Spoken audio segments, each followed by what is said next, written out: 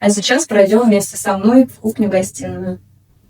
Кухня-гостиная поделена у нас на 3 зоны. Это зона обеденная, здесь гостиная зона с камином и с телевизором. Здесь организовано с 2 сторон хранение, книги, сувениры, памятные вещи. Камин рабочий, топится, правда, очень редко, потому что дом с теплыми полами, и этого достаточно для обогрева дома. Это скорее для души и для атмосферы, особенно в холодные зимние вечера, новогодние, когда растапливают камин. Здесь у нас шикарный портал из мрамора.